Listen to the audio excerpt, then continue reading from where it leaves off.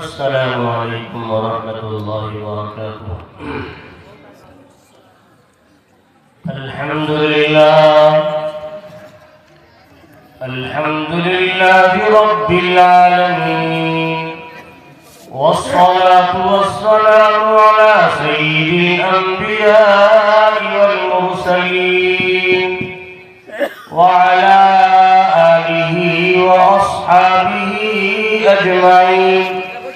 اما بعد فاعوذ باللہ من الشیطان الرجیم، بسم اللہ الرحمن الرحیم۔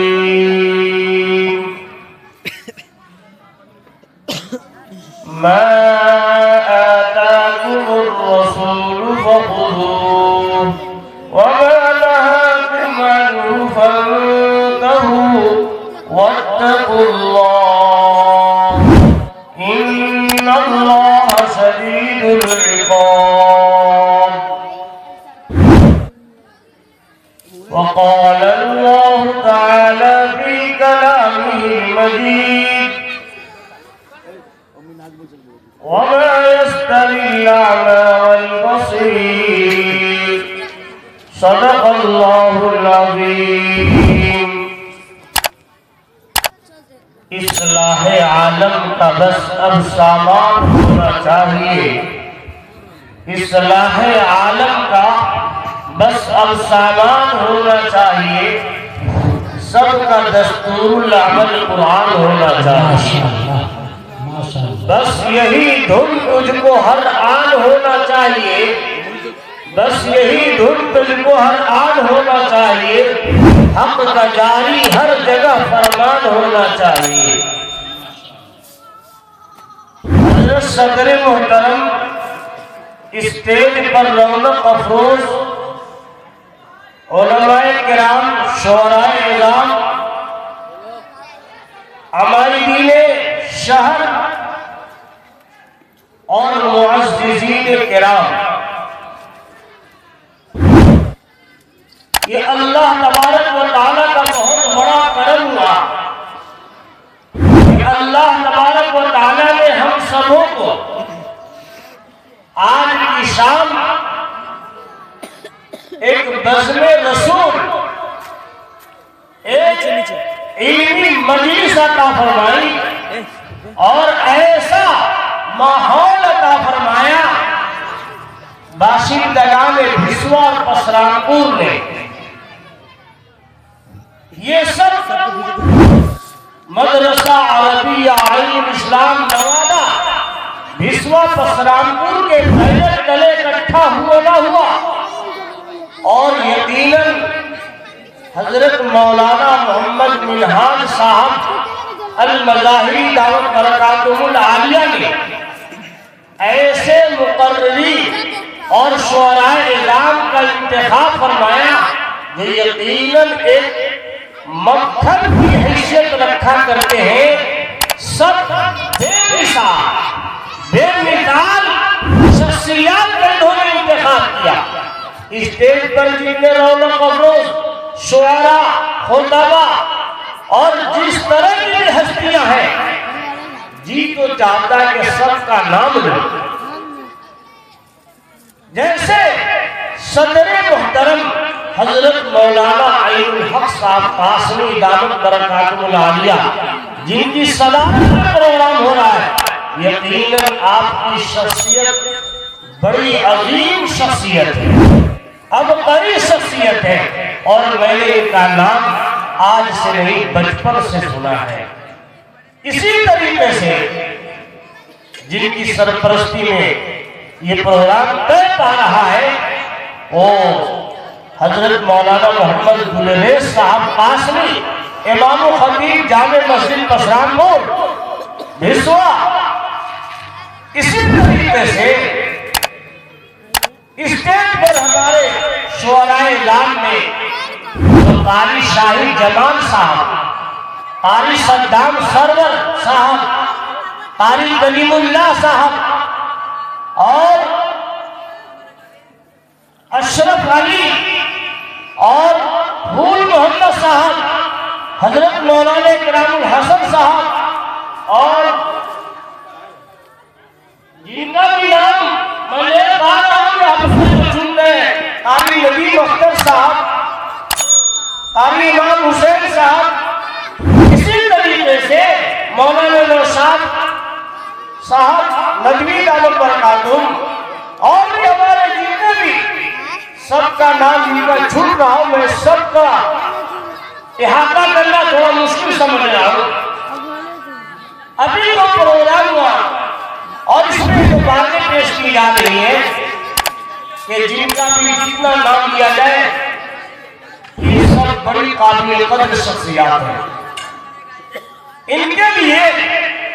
رات اور آدھا گھنٹہ 1 گھنٹہ نہیں بلکہ رات دینا آسان ہونا چاہیے، اور یہ سب مدرسہ عربی عالم اسلام بھیسوا یہ پہلے پہلے ہو رہا۔ ابھی اس سے پہلے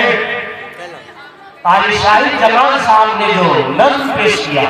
اور قاری صدام سرور صاحب نے نعت نبی نظم پیش کیا، بلکہ ہم کے کلام کو پیش کیا، ان لوگوں پر گفتگو کی جائے تو بضابطہ خود وہ ایک تقریر بن جائے گی۔ اور اصلاح معاشرہ کا موضوع ایسا ہے کہ رات بھر اگر ایک خطیب بولے تو بولتا ہی رہ جائے، لیکن یہ ظلم ہوگا دیگر مقررین کے ساتھ، دیگر شعراء کے ساتھ، اس لیے میں چند باتیں آپ کے سامنے پیش کروں گا، زیادہ وقت لینے کی کوشش نہیں کروں گا۔ عمل کرنے کے لیے تو صرف قاری شاہد جمال صاحب کا وہ نظمی کافی ہے، اور جلسے کا حق ادا ہو جائے گا اگر سب لوگ اس کو اپنے ذہن و دماغ میں رکھیں گے تو۔ اسلام اسی کی تعلیم دیتا ہے۔ اللہ تبارک و تعالی نے پوری دنیا کے انسانوں کی کامیابی، ساری دنیا کے مسلمانوں کی کامیابی اللہ نے دین میں رکھا ہے، ایمان میں رکھا ہے۔ دین اور یہ ایمان بہت ہی قیمتی سرمایہ ہے، قیمتی پونجی ہے، اور یہ ایمان ہو، دین ہو، یا دین سے متعلق جتنے شعبے ہیں ان سبوں کو سمجھنے کے لیے علم چاہیے۔ بغیر علم کے، بغیر تعلیم کے، بغیر صلاحیت کے کوئی معاشرہ پنپ نہیں سکتا۔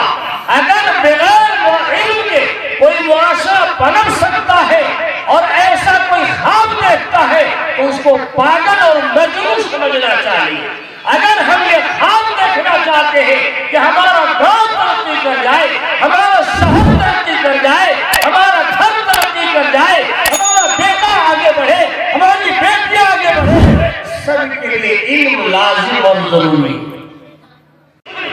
تو اس وقت بت پرستی کا ماحول تھا، شرک زوروں پہ تھا، جہالت کا بالکل ماحول بنا ہوا تھا۔ ایسے عالم میں اللہ کے نبی پر یہ حکم نازل نہیں ہوا کہ اے نبی صلی اللہ علیہ وسلم آپ لوگوں کو عبادت کا حکم دیجیے، آپ لوگوں کو نماز پڑھنے کا حکم دیجیے، بلکہ سب سے پہلی جو آیت نازل ہوئی، سب سے پہلا جو خدا کا پیغام آیا وہ اس غار حرا میں اقرأ باسم ربک الذی خلق خلق الانسان من علق اقرأ وربک الاکرم۔ جب یہ آیت نازل ہوئی، اس آیت کے نزول کا یہ اثر ہوا کہ ہم سب کے نبی جناب محمد رسول اللہ صلی اللہ علیہ وسلم گھبرائے ہوئے تھے۔ جبرائیل امین سے پہلی ملاقات ہوتی ہے اور آپ نے اس گھبراہٹ کے عالم میں فرمایا، اس جان کری کی کیفیت کو دیکھتے ہوئے آپ نے فرمایا ما انا بقاری، جس کا ترجمہ محدثین نے یوں کیا کہ میں نہیں پڑھ سکتا ہوں، میں پڑھنے والا نہیں ہوں، لیکن میرے شیخ حضرت علامہ سید انور شاہ کشمیری رحمت اللہ علیہ نے جب اس حدیث کو پیش فرمایا تھا اور حدیث کو پیش فرماتے ہوئے فرمایا تھا کہ یہ مت کہنا کہ میں پڑھنے والا نہیں، بلکہ اس کا ترجمہ یوں کرنا کہ میں ابھی پڑھنے کی پوزیشن میں نہیں ہوں۔ چہرہ نیا تھا، اور وہ جو حکم آ رہا ہے وہ پہلا حکم آ رہا ہے اس چیز کا، اقرا، آپ پڑھیے۔ آپ صلی اللہ علیہ وسلم گھبرائے ہوئے، بار بار کہا جا رہا ہے، جبرائیل امین آپ کو لے کر سینہ سے لگا کر بھیجتے ہیں اور کہتے ہیں اقرا بسم ربک الذی خلق، آپ اپنے رب کا نام لے کر پڑھیے جس رب نے آپ کو پیدا کیا۔ معلوم یہ ہوا کہ جو ساری دنیا کا بنانے والا خالق و مالک خدا ہے، وہ یہ کہہ رہا ہے کہ اے نبی جی آپ میرے بندوں سے یہ کہہ دیجئے کہ تم پڑھنے کا کام کرو۔ میں جب پہلی وحی، پہلا پیغام جو نازل ہوا وہ یہ، اور اسی کے بعد امام بخاری رحمۃ اللہ علیہ نے کتاب العلم جب روایت کو ذکر کیا تو فرمایا اِنَّا أَوْحَيْنَا إِلَيْكَ كَمَا أَوْحَيْنَا إِلَىٰ نُوحٍ وَالنَّبِيِّينَ مِن بَعْدِهِ وَأَوْحَيْنَا إِلَىٰ إِبْرَاهِيمَ وَإِسْمَاعِيلَ وَإِسْحَاقَ وَيَعْقُوبَ وَالْأَسْبَاطِ وَعِيسَىٰ وَأَيُّوبَ وَيُونُسَ وَهَارُونَ وَسُلَيْمَانَ۔ یہ اللہ نے اپنے نبیوں کو پیغام دیا، ہم نے آپ پر وحی کیا اور آپ کے بعد جو تمام نبیوں کا نام دیا کہ ان کے بعد جو ہم نے پیغام بھیجا ہے اس علم کی نشر و اشاعت کا کام کیجیے۔ اقرا، پڑھیے اپنے رب کے نام سے۔ پتہ یہ چلا کہ اس امت محمدیہ کے لیے، اور امت محمدیہ صرف مسلمان نہیں ہے، ہندو بھی ہے، سکھ بھی ہے، عیسائی بھی ہے، ہر آدمی چاہے وہ کسی بھی کاسٹ، کسی بھی دھرم، کسی بھی مذہب سے تعلق رکھتا ہو، لیکن یہ سب محمد رسول اللہ صلی اللہ علیہ وسلم کی امت میں ہے، اور اللہ کے نبی نے علم سیکھنے کا حکم سبوں کو دیا۔